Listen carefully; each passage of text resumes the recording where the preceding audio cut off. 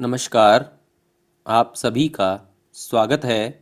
यह BA part third के paper first की यूट्यूब क्लास है और इस पेपर के अंतर्गत, इस प्रश्न पत्र के अंतर्गत हम लोग कार्ल मार्क्स का अध्ययन कर रहे हैं। और आज जो हमारा टॉपिक है व्याख्यान का, उसका नाम है कार्ल मार्क्स की पद्धति और उसका कार्यक्रम। कार्ल मार्क्स की पद्धति और कार्यक्रम। मार्क्स ने अपनी इतिहास की आर्थिक व्याख्या के आधार पर यह सिद्ध करने का प्रयत्न किया था कि पूंजीवाद का अंत और साम्यवाद का आगमन निश्चित है। इस बात को हम पहले ही पढ़ चुके हैं। उसका विश्वास है कि इतिहास की शक्तियां साम्यवाद के पक्ष में हैं और पूंजीवादी समाज जैसे ही परिपक्व अवस्था को प्राप्त होगा वैसे ही उसका पतन अनिवार्य हो जाएगा। किंतु मार्क्स नियतिवादी नहीं है कि इस बात, नियतिवादी अर्थात ऐसा होना निश्चित है तो वह हाथ पर हाथ रखकर बैठे रहें, ऐसा नहीं है। उसका कथन है कि उसके आधार पर साम्यवाद की प्रतीक्षा में चुपचाप नहीं बैठ जाना चाहिए, अपितु उसके लिए हमें सक्रिय प्रयत्न करना होगा। तो जो पूंजीवाद के अंत की बात करते हैं कार्ल मार्क्स और उसके पतन को निश्चित मानते हैं, फिर भी वे नियतिवादी नहीं है। वे साम्यवाद के पतन के लिए सक्रिय प्रयत्न किए जाने के पक्षधर है। मार्क्स के अनुसार वर्ग संघर्ष ही सामाजिक परिवर्तनों की कुंजी है।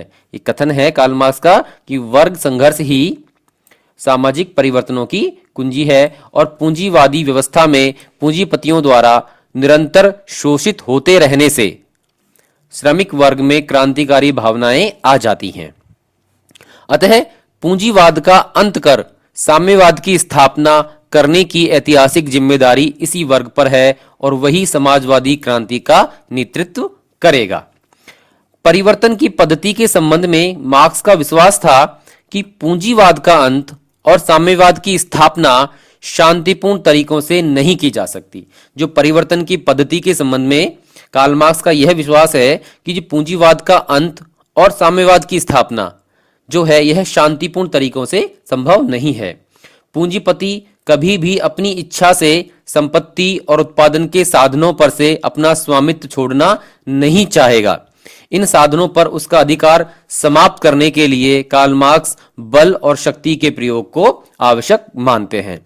साम्यवादी घोषणा पत्र कम्युनिस्ट मैनिफेस्टो में मार्क्स और एंजल्स लिखते हैं, साम्यवादियों को अपने विचारों और उद्देश्यों को छिपाने से घृणा है। वे खुले तौर पर घोषणा करते हैं कि उनके लक्ष्य की प्राप्ति वर्तमान सामाजिक व्यवस्था का बलपूर्वक उन्मूलन करके ही की जा सकती है। कि साम्यवादी जो हैं अपने विचारों उद्देश्यों को छिपाते नहीं हैं, वे खुले तौर पर घोषणा करते हैं कि उनके लक्ष्य की जो प्राप्ति है सामाजिक व्यवस्था का बलपूर्वक अर्थात उस समय की पूंजीवादी व्यवस्था का बलपूर्वक उन्मूलन करके ही की जा सकती है। यदि शासक वर्ग साम्यवादी क्रांति से कांपता है तो उसे कांपने दो। श्रमिकों के पास अपनी बेड़ियों के अतिरिक्त खोने के लिए और कुछ नहीं है और जीतने के लिए सारा विश्व पड़ा है। तो ये बहुत इंपॉर्टेंट कथन है कार्ल मार्क्स का कि यदि शासक वर्ग साम्यवादी क्रांति से डरता है, कांपता है तो उसे कांपने दो। श्रमिकों के पास अपनी बेड़ियों के अतिरिक्त खोने के लिए कुछ भी नहीं है और जीतने के लिए सारा विश्व उसके सामने पड़ा हुआ है। मार्क्स और एंजल्स का कथन था कि क्रांति के लिए श्रमिक वर्ग को एक लंबी तैयारी करनी होगी। सर्वप्रथम उसके द्वारा अपने आप को एक वर्ग के रूप में संगठित किया जाना चाहिए। कार्ल मार्क्स कहते हैं एंजल्स के साथ में कि एक लंबी तैयारी करनी होगी क्रांति के लिए और सर्वप्रथम क्या करना होगा, श्रमिक वर्ग को एक वर्ग के श्रमिकों को एक वर्ग के रूप में संगठित होना होगा। इस दृष्टि से उसके द्वारा श्रमिक संघों के निर्माण में सक्रिय योग दिया गया था। 1843 का प्रसिद्ध साम्यवादी घोषणा पत्र कम्युनिस्ट लीग नाम की पार्टी का घोषणा पत्र था और 1864 ईस्वी में उसके प्रयत्नों से 1843 नहीं, 1848 का प्रसिद्ध साम्यवादी घोषणा पत्र कम्युनिस्ट मैनिफेस्टो कम्युनिस्ट लीग नाम की पार्टी का घोषणा पत्र था और 1864 ईस्वी में उसके प्रयत्नों से ही अंतर्राष्ट्रीय श्रमिक संघ इंटरनेशनल वर्किंग मेंस एसोसिएशन की स्थापना हुई, जो प्रथम अंतर्राष्ट्रीय के नाम से प्रसिद्ध है। तो आपको याद रखना है कि प्रथम अंतर्राष्ट्रीय की स्थापना कब हुई थी? 1864 में। और कम्युनिस्ट मैनिफेस्टो जो है, साम्यवादी घोषणा पत्र जो था, एक कम्युनिस्ट लीग नाम की पार्टी का घोषणा पत्र था और 1848 में तैयार हुआ था।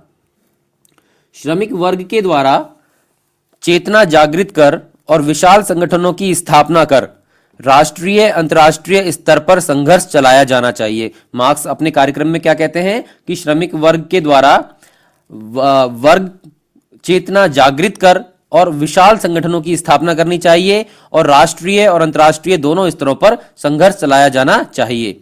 उनके द्वारा वेतन वृद्धि, काम के घंटों में कमी और काम की परिस्थितियों में सुधार के लिए आंदोलन किया जाना चाहिए।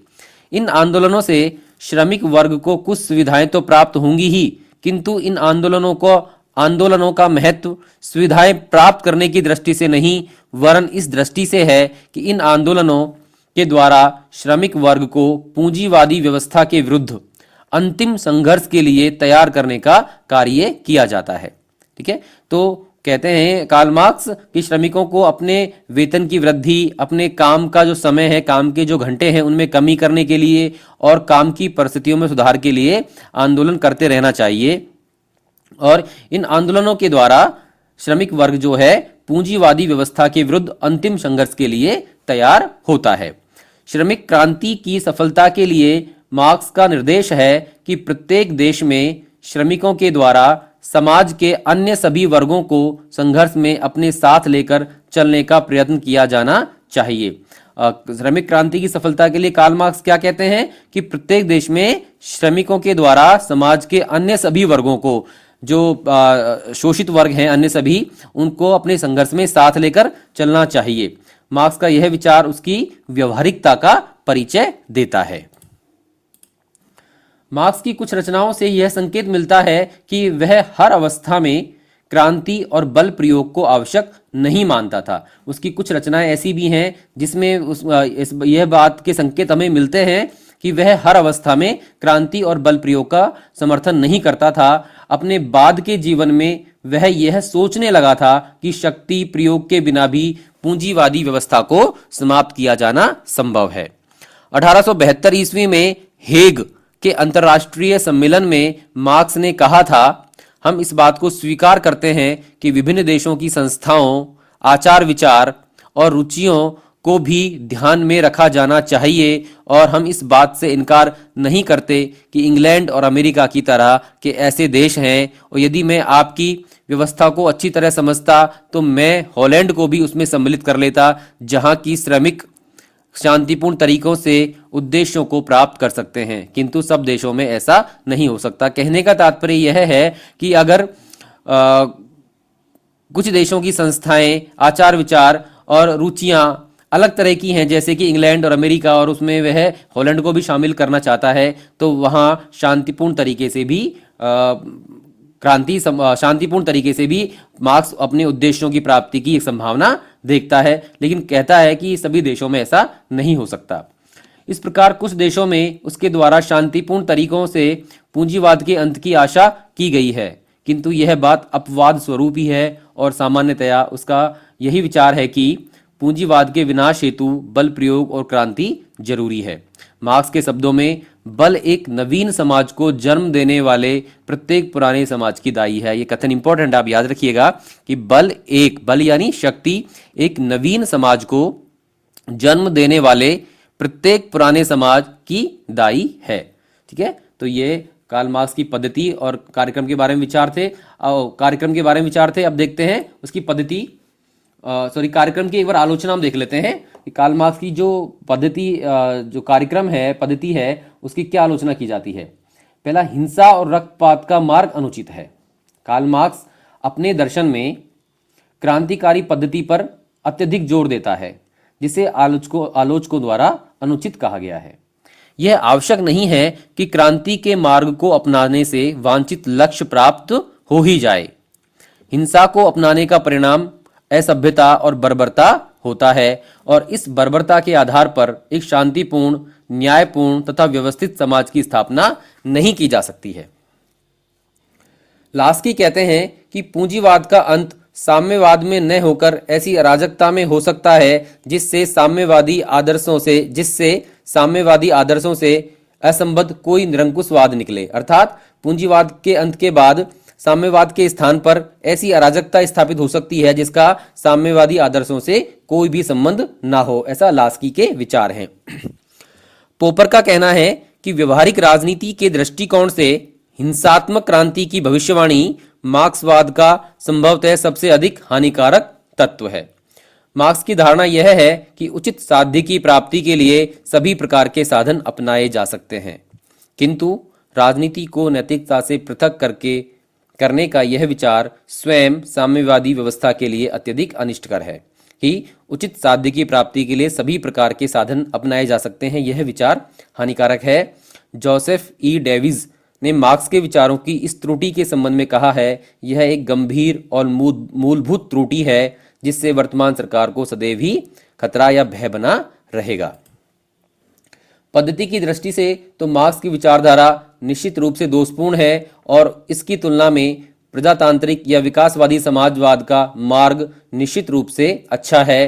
प्रोफेसर जोड ने कहा है कि यह सोचने का पर्याप्त आधार है कि मंद गति से प्राप्त सुधारों की नीति जिसका प्रतिपादन विकासवादी समाजवादियों ने किया है, क्रांति और वर्ग संघर्ष की विधियों की अपेक्षा अधिक स्थायी और फलदायक है, भले ही वह कितनी ही विस्मयजनक क्यों ना हो। अब बात करते हैं कार्ल मार्क्स के कार्यक्रम की।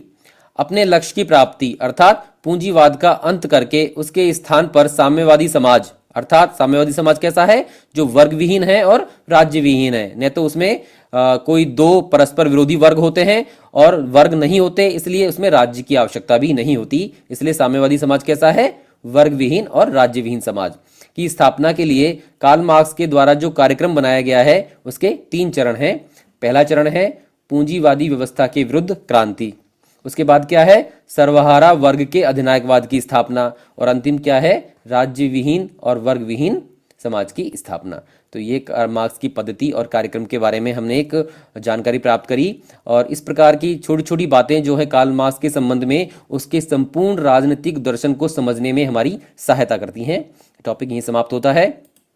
आशा है आपको ये बात समझ में आई होगी, और इस व्याख्यान की आप PDF फाइल को और वीडियो के डिस्क्रिप्शन में दिए गए लिंक के माध्यम से डाउनलोड कर सकते हैं। धन्यवाद।